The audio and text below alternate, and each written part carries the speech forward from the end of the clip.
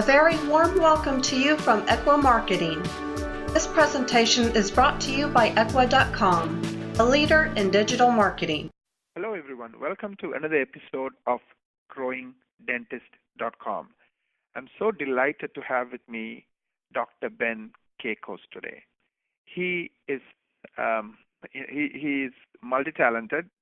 He has a company that does events where dentists learn and have fun at the same time.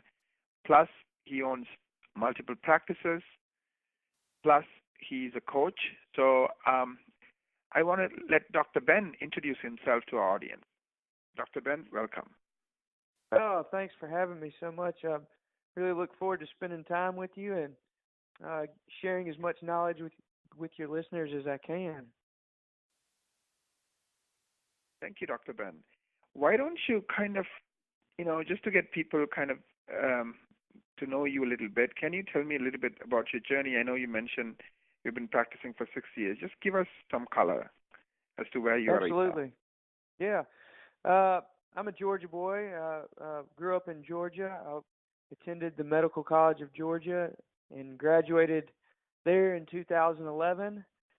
And I followed a woman all the way to Louisiana. That's where I've been practicing ever since. Married with two children. Spent my first 2 years out of school as an associate and then went into practice ownership 4 years ago. Bought my first practice 3 years to the day exactly. I bought my second practice, and we're just growing. We love helping people. I love helping other dentists. I love helping my staff. I've had so many great mentors along the way that I really feel an obligation to pay it forward and try to help as many people as I can. It's amazing, Doctor. Why don't we jump in? I know we talked about all kinds of topics because, you coach and you work with lots of dentists, so you're familiar with a lot of topics, both in your own practice as well as by your experience helping others. Let's focus today on culture, and if we have time, we'll get into other things. I think that's a great topic. We can really drill down on that one. That's awesome, Doctor. Why don't you start by, defining culture for me? Because, what's your definition of culture? It's really hard for me to put together a concise definition. What culture means to me is it means having the right players on your team. It's the way that your employees interact with one another. It's the way your employees interact with you. They interact with your patients. It's the way you treat your patients. It's the way you treat your employees. It's the way that you deal with adversity. It's the way that you deal with victory. It's the way that you motivate your team. Really, it's the way that you guide your team away from a term known as an energy vampire. I got that term from a book called The Energy Bus, which I would recommend to each and every one of your listeners. It's a pretty short, light read, but it really helps to put things in perspective if you're having trouble with motivation. Once again, what's the name of the book, Doctor, and who is it by, if you know the name of the author? It's called The Energy Bus, and the name of the author is eluding me right now, but you should be able to look that one up really easily. The Energy Bus. Let's see here. It's probably here it is. It's in my bookshelf. It's written by John Gordon. John Gordon. Okay, perfect. Yeah, let's start at the beginning. So, I'm a new dentist, or even I'm an experienced dentist, but, morale is not that high, and I'm not that happy, and things are not going the way they want. Like, what's the first thing you would tell them about culture? What's the number one thing you would start with? Yeah. What I would do, I would encourage your listeners to think about their ideal day. How you want things to feel when you walk through the door, how you want things to look, what you want the vibe to feel like. how you want to, what your perfect idea of the day would be, how your day would play out, how people would interact with one another, how your patients would interact with you, how your patients view your staff, and what it feels like when you leave the office, what it feels like when you go home. You know, I've seen both sides of the coin, and that's one of the things that led me to I guess, a great transformation, revolution, culture revolution in my practice. I have zero of the employees in this office that I had when I purchased the original practice 4 years ago. And by no means am I advocating going and firing anybody. But you have to do what's going to make you happy, and you have to employ people that can share your vision, can share your dream, that can share your core values, share your mission statement, and can help you realize the dream that you have. You need people that have the same dream as you. Right. So everything starts with the dream, right? So because how your day turns out, what kind of people you work, all of that has to support your dream. And you, it's not just dream as in like, oh, I want to be this amount of money and all that stuff, but dream as in, what's your vision like? What are you trying to do on this planet Earth? What are you trying to accomplish? And can you, if I may, I don't want to put you on the spot, but can you share your dream and how you arrived at it as far as the practice is concerned? Yeah, and hey, you hit the nail on the head there with what you said. When I was describing the dream to you a minute ago, never once did the money part enter into my mind. And look, I'm a numbers guy. I scrutinize all my numbers. I know exactly where I am and how much I'm making and how much I'm spending, and that's super, super ultra important to me. But not when we're talking about culture. Let me tell you a little bit about how we start our day every day, and I'm going to read you a couple of things that we share with each other each morning to see if this helps clarify it. So we have a morning huddle every morning, first thing, before we see any patients. And the information in the morning huddle is pretty standard. We can go over that later if you would like to. I venture to guess most morning huddles aren't much different. But here's what I think is unique about my morning huddle. Before the way we start the morning huddle is we rotate, and each morning a different employee or myself will read the following three things. Here we go. Our core values: positivity, integrity, compassion, responsibility, punctuality, education, and self-improvement. Then we're going to read our mission statement. Our mission statement: we strive to provide the best patient experience in Louisiana, while at the same time delivering care that we can be proud of. And this is a third thing that I ran across, and this is very meaningful to me, not necessarily from the religion aspect of it, but from what the message is. I believe no matter what your religion is, or if you don't have any religion, you can still benefit quite a bit from this next paragraph. Today, this is the beginning of a new day. God has given me this day to use as I will. I can waste it or use it for good. What I do today is important because I'm exchanging a day of my life for it. When tomorrow comes, this day will be gone forever, leaving in its place something that I have traded for it. I want it to be gain, not evil, success, not failure, in order that I shall not regret the price I paid for it.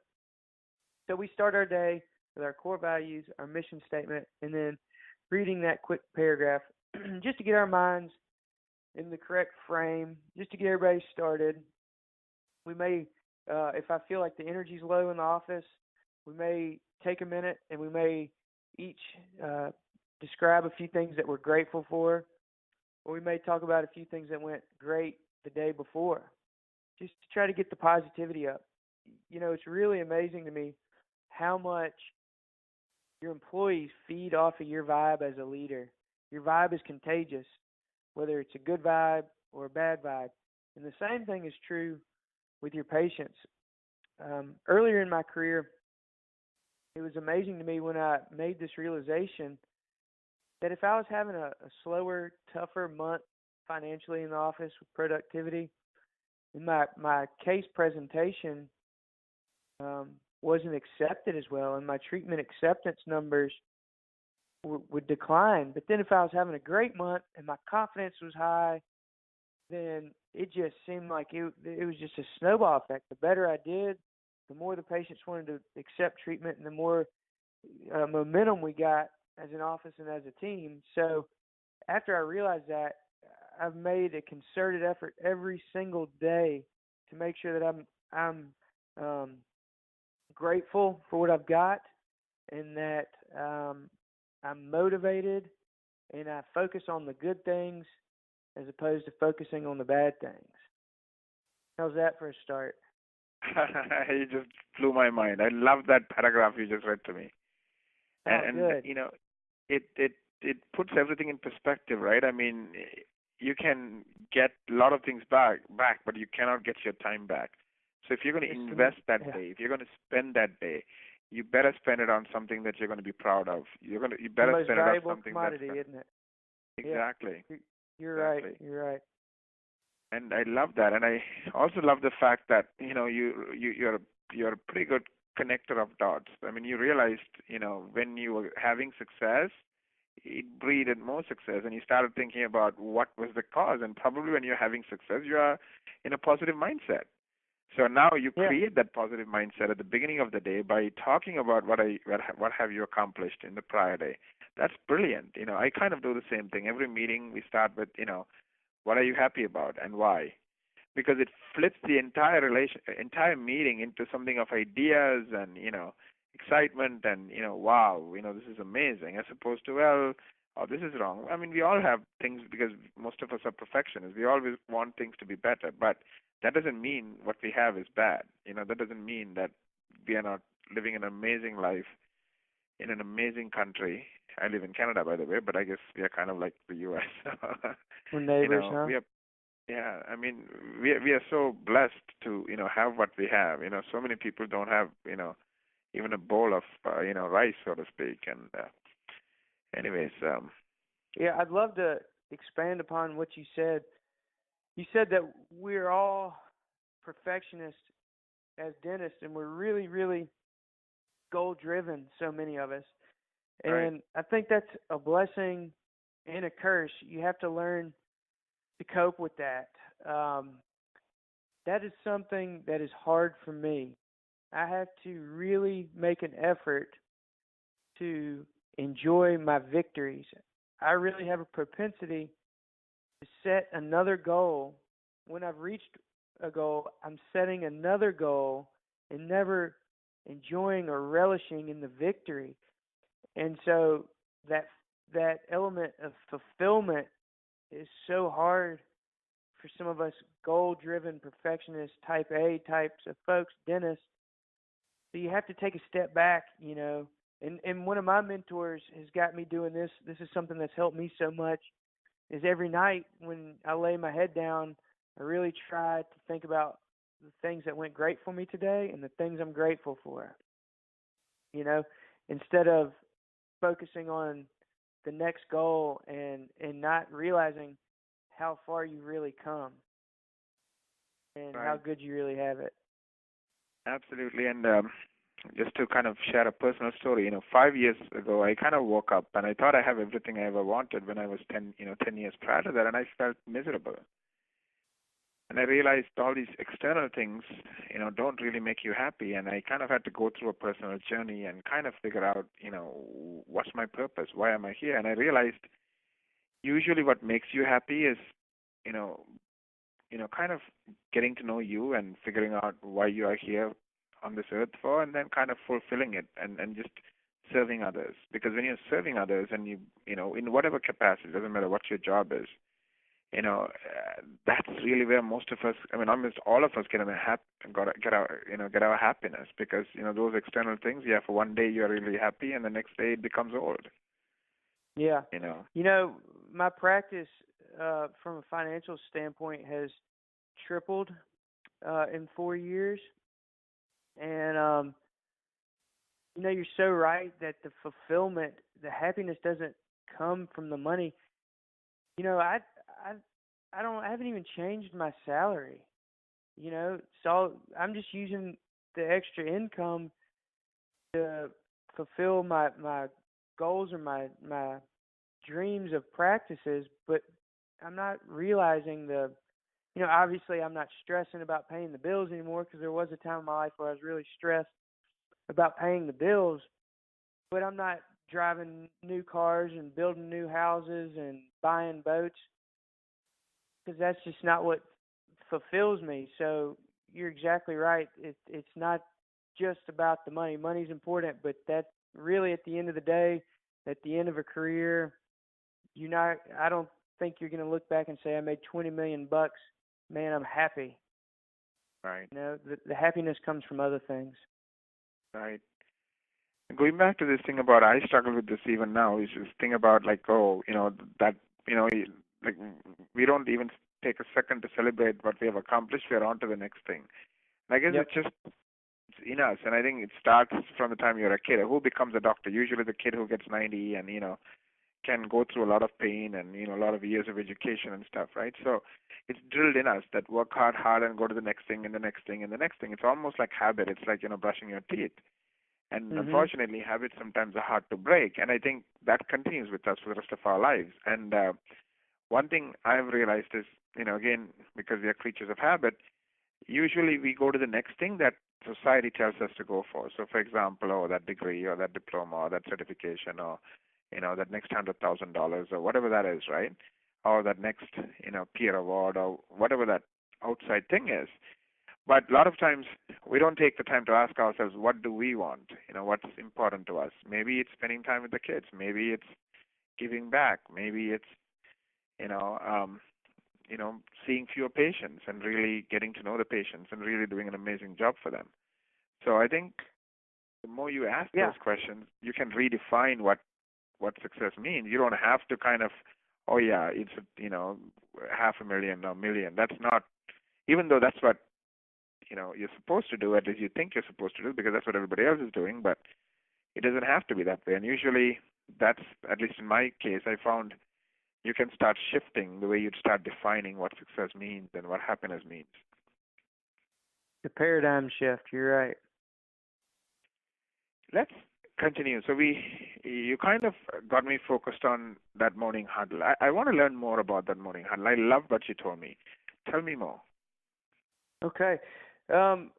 Well, we have a checklist that one of my key employees fills out the night before.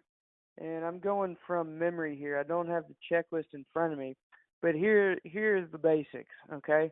Are all of our lab cases in? If we're going to have a custom shade by the ceramist, is that ceramist confirmed? Where are any potential scheduling bottlenecks today? Where are we going to be stressed and super busy? Where do we need help from other employees in areas that aren't normally their areas? Where do we have openings in our schedule? Where can we slide in same-day treatment out of hygiene? Where can we slide in that phone call toothache? We look at the schedule. We're going to go through the patients, and we're going to say if there's anybody that had an experience that we're not proud of, maybe they had a crown that didn't fit, and this is the second try at seating the crown, or they had to wait in the waiting room longer than you would like on their last visit. We're going to identify those patients, and we're going to make sure that we roll out the red carpet for them. We're going to identify any patients with special circumstances. Do we know their mom is sick, or do we know they have a divorce, or do we know that they just celebrated an anniversary? We're going to identify those things. We're going to talk about our financial goals. I'm very, very open with my team about our monthly goals. We talk about overhead. We talk about production. We talk about collections, and we talk about new patient numbers. So where are we? Have we achieved any of our goals? Are we on track to meet our goals? Are we behind? We've really been focusing on increasing revenue through our hygiene department. So we've got a dry erase board in our meeting room, and we've devised a game where everybody earns points helping the hygiene department grow. So we're going to talk about what the fluoride acceptance was the day before, or sealant acceptance, and we're going to review that, just take a glance at the scoreboard and see who's doing well. We may ask, one hygienist, you're on fire. You're on fire with your fluoride acceptance. What are you doing? What verbiage are you using? How are you doing this? Then what else will we talk about?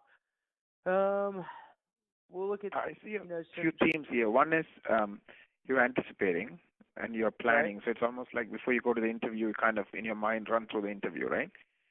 Because right. You're ready because you can think of all the questions and so forth. So that's one I see. Second is you're being very purposeful. So you have goals. You're really thinking about them. If it's important to you, you better think about them, right? So that's the second thing I'm saying. Third thing I'm seeing is you're learning and growing, and you're appreciating. So hey, you had an amazing day. What can we learn from you, right? That's right. Any other themes that underlie your morning? Well, huddle? you talked about talking about the things that are important to you. There's a quote, I can't tell you who said it, but it said, things that are measured improve. Things that are measured and reported on improve exponentially. Right. Okay? So we measure and we report constantly. We have every Wednesday at lunch, we have 1 hour blocked off. And all my employees stay on the clock, and I buy them lunch. And we have a growth meeting. And we may talk about how to use better verbiage on the phone. We may talk about what the benefits of fluoride are to our patients. We may talk about the connection between periodontal disease and cardiovascular disease. But the point is, every Wednesday, we set aside an hour. I take care of lunch. I keep them on the clock, and we grow as a team. That's amazing. Actually, to me, this is the culture of the office. If somebody's not on board with learning and self-improvement and education, they're not on board with being grateful for what they've got and being motivated and being happy, they don't fit our culture. And you have to give them an opportunity to fit that culture. But ultimately, if they're not part of the culture, if they're not with you, they're against you. And you got to get rid of that, because that one energy vampire, that one bad apple, is going to drain the life out of the rest of your amazing team. This is culture to me. Absolutely. Let's start from the beginning. How do you find the right person who fits your culture? I'm really not sure I can answer that. I've had a difficult time with employees, retaining employees that fit that culture. I really have a strong core group, but as we grow, the core group stays there and they're steady as a rock. With our growth, we have to continue to hire new people to keep up with the demand. And it seems like we have to rotate through one or two newbies to find the right one. One thing I do in my ads for employment, I include our core values and I include our mission statement in that ad. I make sure I talk about that during an interview, and I make sure I talk about the culture and what we expect. I like to set very clear expectations with potential employees on how we operate here and what it's going to take for them to be happy and successful, and for me to be happy with them as a member of our team. I love your honesty and your humility and accepting that, hey, this may not be an area that I'm perfect in just yet. But looking back at the core team that has stuck with you, what are the characteristics that make them amazing, meaning as far as your culture is concerned? They are so dependable and so trustworthy. I feel like they'd walk across fire for me. And we share a common vision. We all embrace self-improvement and growth. And Dependability and trustworthiness, I think, is really positivity. Those are all mainstays in our core group. So what you're telling me, I'm just, correct me if I'm wrong, is that they buy into your values, appreciation, caring for others, continually improving, etc. And there is a loyalty between you and them. It's not theirs, it's not yours, it's ours. That's right. That vision. And it looks to me like, on one hand, some mindsets that you all have. We appreciate, we look for the positives, we grow, right? On the other hand, you all believe in what you're doing. I mean, I guess what you talked about in the morning huddle, the paragraph and going through the values and so forth. It's not just lip service; it's real for them. Now, looking at some of the other people who kind of come in and go out, I guess maybe it's just a culture shock. They're not used to this, so they're like boo woo, and they just, maybe just it takes them a while to adjust. I don't know. I'm just wondering. But I guess you have a busy practice, so you don't have time for them to adjust. Is that what might be something that's going on? I think it's deeper than that. I don't think that I can instill these beliefs in these people. I don't think it's something that I don't think using the term buying into is the right thing. I think it has to be a part of them, and then you can polish it and embrace it and grow it. But if they don't have a little bit of each of those qualities that they believe in, without me, I can't put it there. Right. Interesting. So you talked about the morning huddle, which you said was probably the most, one of the most important things we should touch on. Now, when we talk about culture, what's the next thing you think we should talk about? Culture, the way that we interact with our patients. We have an amazing culture that surrounds how we take care of our patients. Let me walk you through our patient experience here. And I'm giving away some really good stuff here, so everybody get your pens ready to take notes. These are some of my big things that I coach on. One of my favorite things to do, the very first part of my treatment plan presentation starts the night before the patient comes in, the new patient. I call each and every one of my new patients the night before they come in. It only takes 30 seconds. Most of the time, I get a voicemail. All I say is, my name is Ben Kass. I'm the new dentist you're coming to see tomorrow. I'm really excited to meet you. I want you to know I'm going to take great care of you. You have nothing to worry about. Have a great night. We'll see you tomorrow. And that sets the tone. That patient is now starting to form a perception about me before they've ever met me. And my goal is for them to form a perception that I'm a great guy and that I'm trustworthy and that I have a great reputation. And then when the patient comes in, they get a new patient gift. They're greeted by name. We're expecting them. We have a smile on our face. We're upbeat. We ask them questions, specific questions, and we listen to their answers. We ask them about their family, their occupation, and their recreation. And if there's anything remarkable there, we write it down. And we make notes. And we send home notes like crazy. We probably send home a dozen notes a day that say, happy birthday, happy anniversary, congratulations on finishing that 5K race, good luck at the karate tournament, get well soon. We heard about your surgery. We hope your recovery goes smoothly. We're sending home these notes signed by myself and everybody else on my team on a daily basis. We're sending home welcome letters to all our new patients, calling our patients and checking in on them at night after they've received treatment. We have a culture of caring and showing that you care.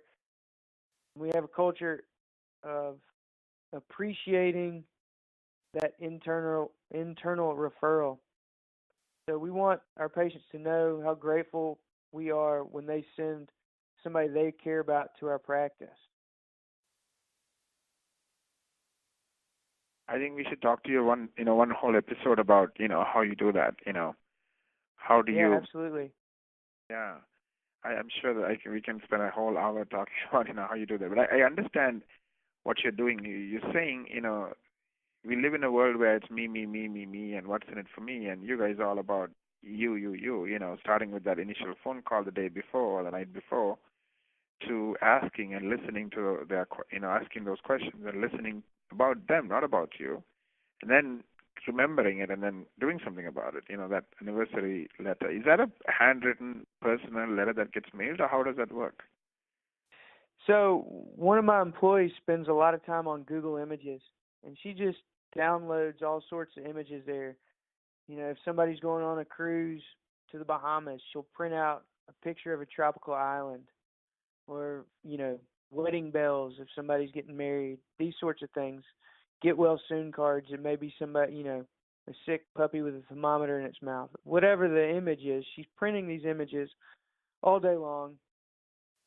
And we have these funny little pens from the 1980s, those pens that have, 5 different colors on them. And we each sign with a short message, each of these notes in a different color ink. And we do mail those through the snail mail every day. Wow. So you print them out, and then you make short notes on those printed out pages, and then you send it out by That's mail. exactly right. Amazing. Did you figure this out, or did you learn this from someone? I really think that was one of my ideas. So many of my ideas I've learned from mentors, but that one is one of mine. That's awesome. So why did you feel this is part of your culture, that idea of caring? You feel that's really, really important, because, at the end of the day, you're saying that the fact that you might know that you've taken this course or that course, or you have this machine or that machine, doesn't mean as much as you are a human, I care about you, I'm a human. I think patients want to be appreciated and they want to feel comfortable. Everybody is nervous when they go to any type of doctor or dentist. And forming that relationship of trust with that patient, where they can feel more comfortable and relaxed in your office, that you're going to do the best you can for them and that you're doing what's best for that patient. I think that that's one of those feelings that you can't put a price tag on, versus going to a cold, sterile doctor's office where the window slides open and they say, sign in, next, and there's no emotional connection there. I think that patient is going to be more apprehensive to accept treatment. I think that patient is going to be less likely to refer a friend to that office. I think that patient's going to feel less appreciated, because at the end of the day, without your patients, you're not going to pay the bills. So I do appreciate each and every one of my patients. They've afforded me the lifestyle that I have. Right. We talked about, your team and the morning huddle. We talked about, your patient experience, and how that's part of your culture, that caring, experience. Let's talk about the tough times. Let's talk about the good times. How do you think about these, and what do you, as the leader, how do you behave, or you should behave? I'll share the darkest point in my career with you. I had a hygienist who did not fit our culture, and she was very charismatic. She'd been a hygienist in this practice for 25 years, and she had a very loyal following. But she didn't treat the patients I wanted them to be treated. She wasn't respectful to the other staff. She didn't meet the level of care that I wanted to provide in this office, and she didn't give two flips about it. And we had multiple conversations about these issues, and for her it was all about the money. and she didn't care about the care that she provided. She didn't care about the impact she had on other people's lives by being disrespectful and rude. And I had to let her go. I had to fire her. It was a decision that I thought about for a long time. It was a decision I knew was going to hurt me financially, but I had to do it. And when I did it, man, she unleashed the wrath of hell on me. She got on the internet and just butchered me on social media. And people that had never met me in their life began to butcher me on her behalf.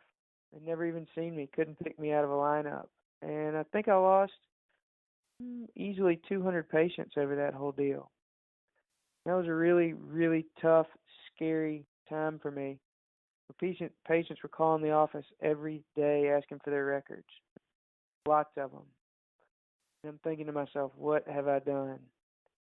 Should I have done this? Should I have just bit my tongue and kept her happy and turned a blind eye to the way she was treating my staff, turned a blind eye to the way she was not respecting my goals, my vision, my dream, turned a blind eye to the way she was treating her patients clinically? And I couldn't do that. And it made a financial impact. And it took a year for me to dig out of that hole in the hygiene department. But now, my hygiene department is doing more money, more production, more collections than it was with her here.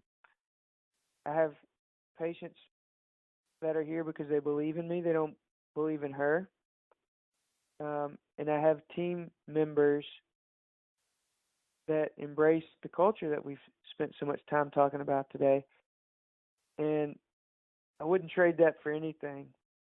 And when we were going through that dark time and everybody here was scared, I just kept telling them, guys, we're going to do what we're going to do. We're going to do what we're good at. We're not going to talk bad about her. We're not going to badmouth her. We're not going to reply to any of these horrible, egregious things that are on social media. We're going to rise above it because the cream always rises to the top. And we're just going to keep being better people. And one day, the world will realize that we were the better people there. And that's what we've done. That's amazing. I mean, that takes guts. That takes courage. That takes a lot of things. And it's amazing. And I just thought of something real quick. I know you said getting it right in terms of finding somebody who fits your culture. Sometimes it's a hit and miss for you. How do you kind of figure out once they're there that it's not going to work out? Does it take you long? How do you just figure that out? It's funny. Usually they weed themselves out. I guess they just don't feel comfortable being surrounded by motivated, self-improving, positive people. So they usually quit on their own? Yeah, they do. I've fired a few people, but they usually wanted to be fired. They were doing things that were so outlandish, they were asking me to let them go. They were doing things that they knew they shouldn't do, and they knew they couldn't get away with at any office. Right. I've had some employees that needed some coaching, and we work a lot on that, on coaching and self-improvement. And one of the things I do, if an employee is not, fitting in, is I share that book, The Energy Bus, with them. And I share another book called The Miracle Morning with my patients. You read that one? Yes. Elrod. In fact, I just hired 2 new employees, and I gave them those books when I hired them. So I think you should read these. And not that you need them, but I think you should read them because they tell you a lot about who I am.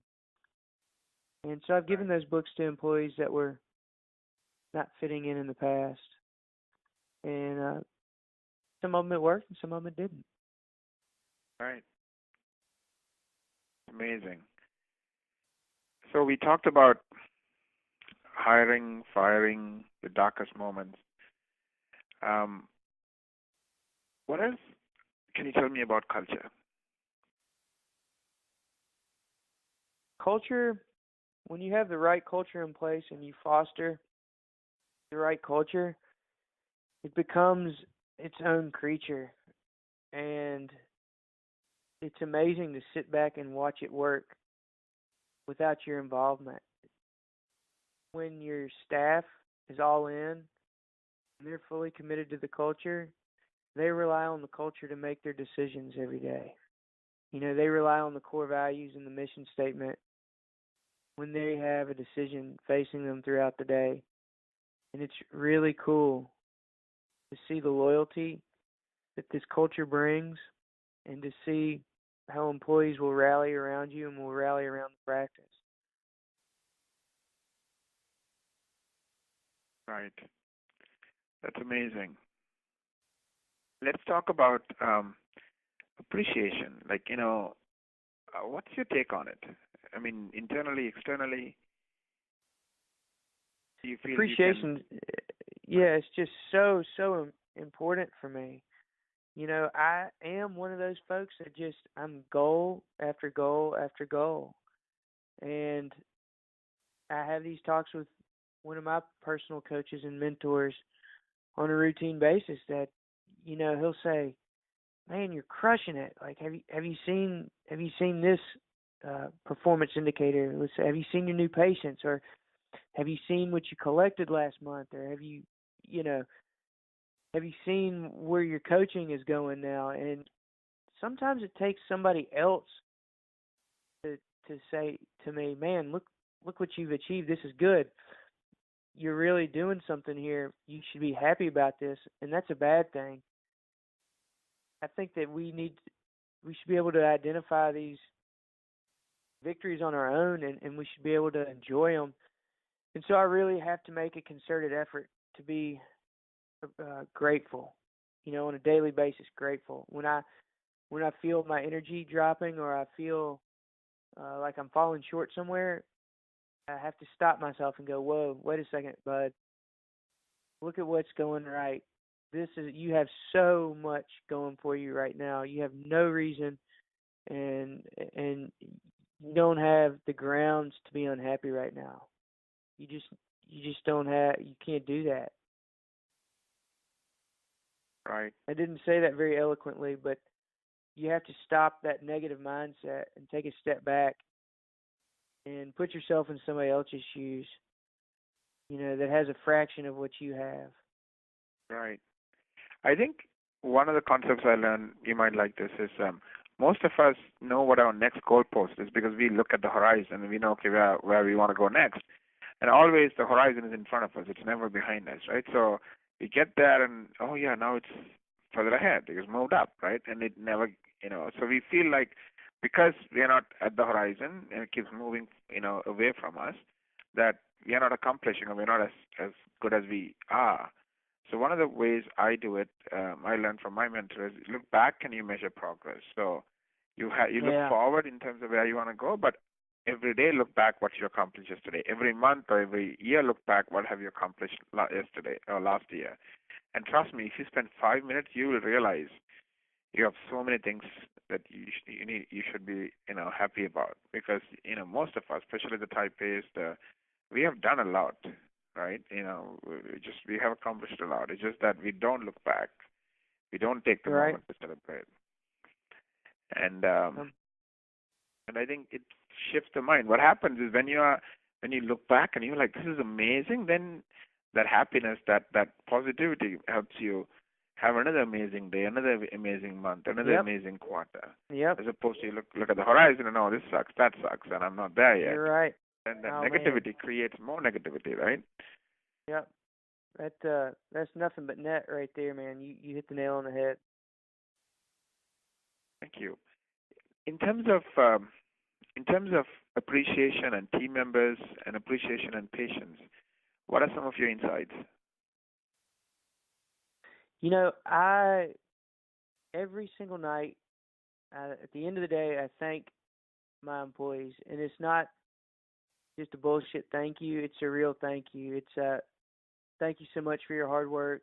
I saw what you did when we got behind today, or I saw how crazy it was when all those phones were ringing. You did awesome. Thank you. I appreciate it. I do that every night. We do some staff appreciation things. Nothing groundbreaking. We'll go and have a cookout or little financial bonuses out of the blue here and there just to say thank you. And that's a big thing. That means a lot to employees when you can recognize something, an area where they went above and beyond or really rose to the occasion and you saw it. I think it's very impactful to recognize them for that. And I'll do that in the morning huddles also. I'll say, Laurie did this yesterday and made me really proud. Or Stephanie had 100% pride acceptance yesterday. Way to go, Stephanie. Right. And do you do them privately, in a group setting, or does it really matter? Both. I don't have a strict rule of thumb. The last employee that was here with me last night, it was 6:00 p.m. She was just walking out, and I just took 2 minutes and just told her how much I appreciated her hard work and what it meant to me. And she had one of those real, genuine smiles. It really made her feel good, and she really felt appreciated. That's amazing. How do you deal with the bad days, the things not working out? Do you like, I don't know, I'm sure you've grown like I have, and I'm still growing in this area. Like, I mean, being somebody who wants something better, or who wants to strive more, we see those bad things, right? We see those things that are not perfect. So how do you deal with them? Like, what are some of the lessons you've learned? I try to just take a step back and think about what went wrong, how I could prevent it, and how we're going to move forward. We talk about preventable stressful situations a lot around here. So we may take a growth meeting if we had a particularly stressful situation. We'll identify that situation and what created it, and how we're going to prevent that from ever happening again.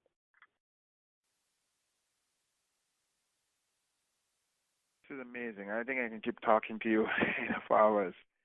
But I do, we do need to wrap up, and I would love to have you back at some point. If somebody wants to get a hold of you or kind of learn more about some of your ideas, what are some of the things they can check out? Yeah, so my CE website is exploreeducationce.com. My personal email is bkacos@gmail.com. So it's exploreeducationce.com, and that's correct.